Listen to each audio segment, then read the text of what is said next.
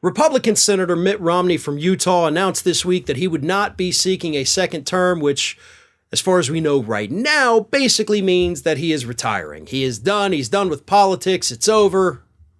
I'm going away for good. But he's not going away for good just yet, because author McKay Coppins actually has a new book about Mitt Romney coming out, and McKay Coppins was kind enough to share a couple of those excerpts with The Atlantic this week. And in those excerpts, Mitt Romney tells him about how Donald Trump would come into the Republican caucus in the Senate and all the Republicans would cheer for him while he was there, and then as soon as he left the room, they would all laugh out loud at how stupid he is.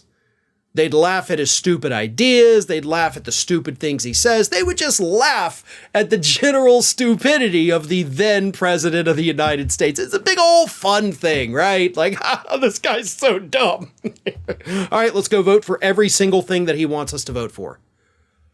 Now, Mitt Romney is not trying to say that, oh, yeah, we laughed at him, so ha ha ha. Mitt Romney is, to his credit, pointing out the two-faced nature of these Republicans, because they did exactly what I just said.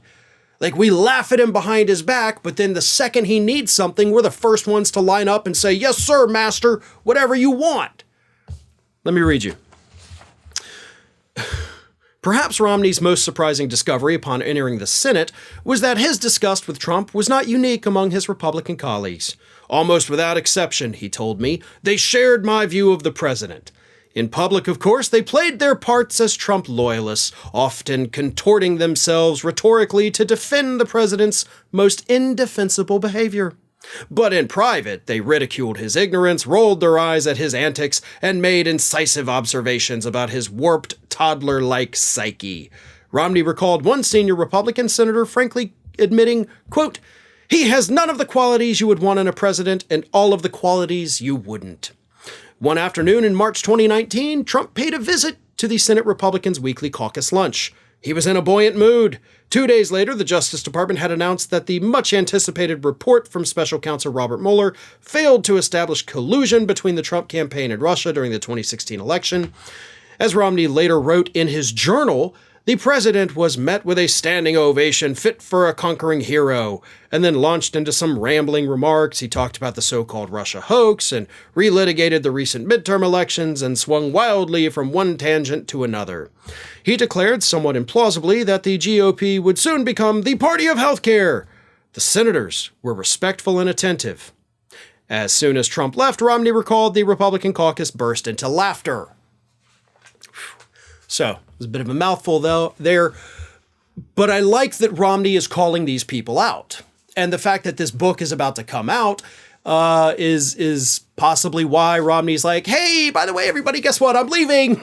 I'm leaving, and I'm about to trash the hell out of you all before I leave. So I like this. I like this side of Mitt Romney. I don't like many sides of Mitt Romney at all, but I like this one because he's absolutely right. And I had talked about this, by the way, for years during the Trump administration over at Ring of Fire. The fact that because there were reports constantly, not just with Republican senators or Republicans in the House, but his own staffers, used to mock him, make fun of him. They hated working there. Republicans in the Senate and the House were mocking him and laughing at him behind his back. But when it came down to business, each and every one of these people did exactly what that lunatic wanted. They knew he was crazy. They knew he was ignorant. That's the word they used, ignorant. But they still went with it anyway because, by God, team sports and tribalism is more important than having a president that is fit for the job. The only thing I regret is that Mitt Romney, of course, did not name names. Yet. Once he's out of the Senate at the end of next year, maybe he'll open up a little more, because I think the public deserves to know this. Hopefully he can do it before next year's election. So maybe we have the chance to vote some of these people out.